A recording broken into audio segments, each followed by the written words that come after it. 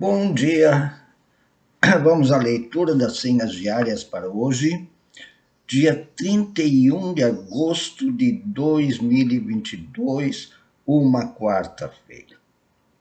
Mas antes de começar,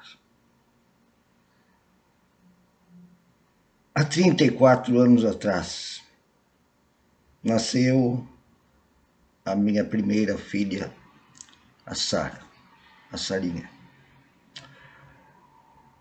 Muito obrigado, Sara, por teres nascido para mim, para tua mãe, para o mundo. Corajosa, destemida, amorosa, Sara. Felicidades, felicidades. Vamos ao primeiro versículo para hoje. Vem do Salmo 130, versículo 7. Espere Israel no Senhor, pois no Senhor há misericórdia. Nele temos ampla redenção. Espere Israel no Senhor, pois no Senhor há misericórdia. Nele temos ampla redenção. Redenção, libertação,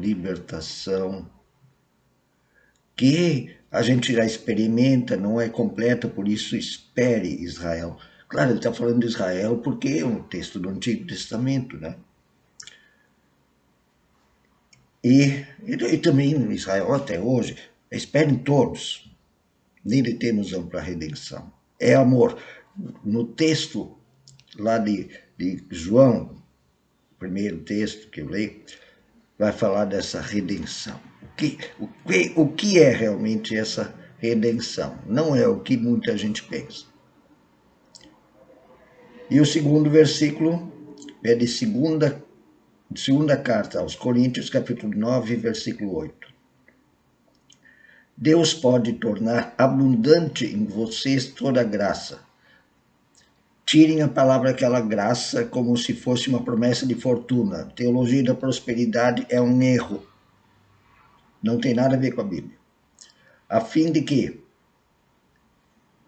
tendo sempre, em tudo, ampla suficiência, vocês sejam abundantes em toda boa obra. Essa é a graça, é o amor. Deus pode tornar abundante em vocês toda a graça, a fim de que, tendo sempre em tudo ampla suficiência, vocês sejam abundantes em toda boa obra. Boa obra. E a oração vem de Nikolaus Ludwig von Zinzendorf. Aleluia. Que altura e que profundidade de rica misericórdia. Ter o coração como o miserável. Isso é ter misericórdia. Rica misericórdia. A ponto de podermos olhar para dentro do coração que tanto nos amou. Essa misericórdia revela o coração de Deus, que tanto nos amou. E que é o Pai de todos os espíritos. Que é a profundidade dos milagres. E que tu, invisível Mestre, tão perto e palpável nos és. Deus se torna perto e palpável na sua misericórdia, que se expressa também nas nossas boas obras. Quais são essas boas obras?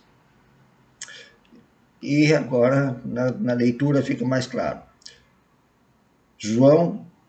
Evangelho segundo João, capítulo 8, versículos 3 a 11. João, capítulo 8, versículos 3 a 11. É um texto paradigmático. Que os legalistas não gostam dele. João, capítulo 8, 3 a 11.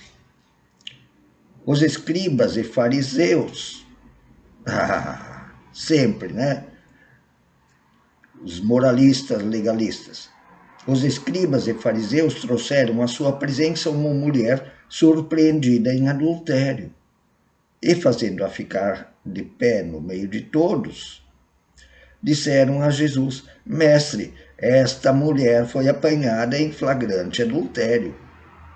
Eles gostam. Essa gente gosta de acusar os outros, botar os outros debaixo dos seus pés, pisar os outros. E na lei, disseram para Jesus, e na lei nos mandou Moisés, olha, eles apelaram para a lei mesmo, Moisés, que tais mulheres sejam apedrejadas, isso é até morte. Tu, porém, que dizes? Olha só. Isto diziam eles tentando para terem de que o acusar. Eles queriam se livrar de Jesus. Mas Jesus, inclinando-se, escrevia na terra com o dedo. Como que dizendo assim, olha, vocês são tão trouxa que eu gostaria de nem estar ouvindo o que vocês falam. Vocês são tão hipócritas, tão nojentos, tão discriminadores.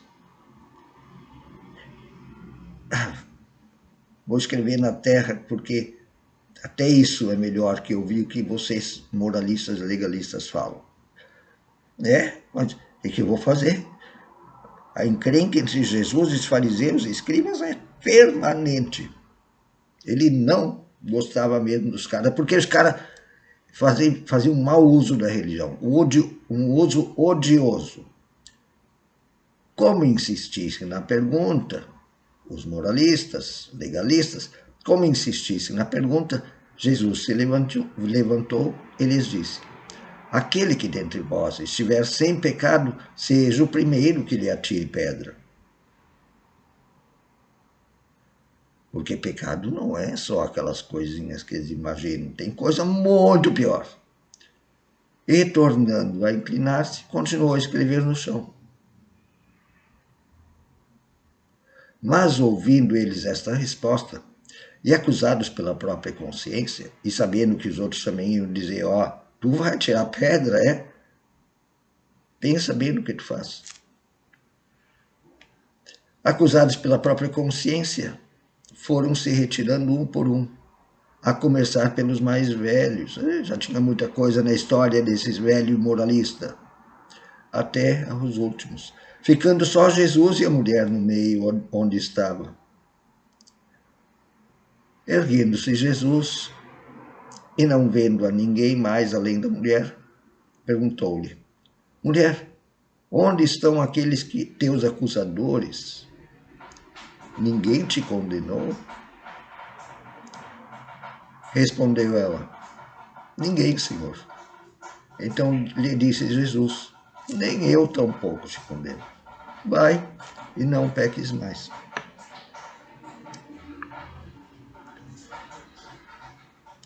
Sabe, muitas vezes as pessoas atiram pedras. A gente sabe como é que é em ambientes moralistas. E tem muito ambiente moralista. E às vezes os mais religiosos se acham sempre com tanta razão baseados na lei. Tu o que dizes, a lei de Moisés manda apedrejar, manda discriminar, manda excluir. Tu, Jesus, o que dizes?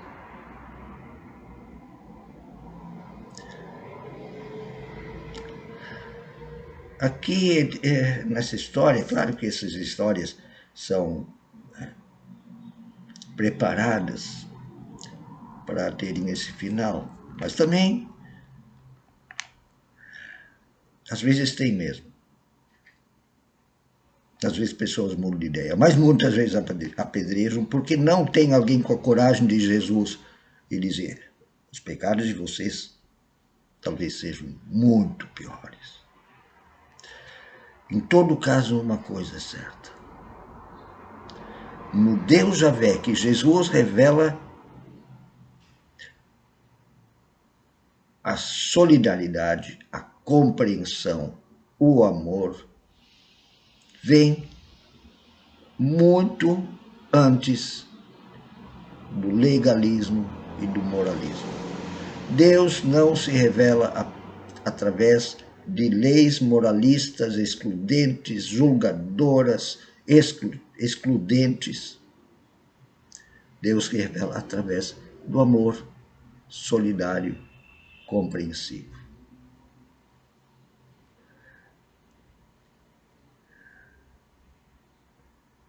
O pecado não se mede pela lei.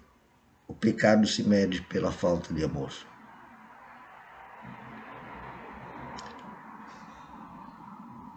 Não é difícil. É difícil muitas vezes os legalistas e moralistas deixarem o seu orgulho. Esse é um problema muito sério na nossa sociedade, também atual, que está cheia de fariseus disfarçados aí de, vamos falar a verdade, não, cidadãos de bem, de direita, conservadores e com o pé no nazismo, fascismo. O segundo texto, que eu não leio, lá o Davi, o rei Davi, chama o Salomão, o filho dele, e diz: ó, os profetas me disseram que eu não posso construir o templo, porque eu matei gente demais em Israel. Constrói tu. Mas o Davi ainda chamou escravos para construir o templo. Pá. E tem gente que enobrece Davi, né? Mas ele. É, pois é. Um bom dia.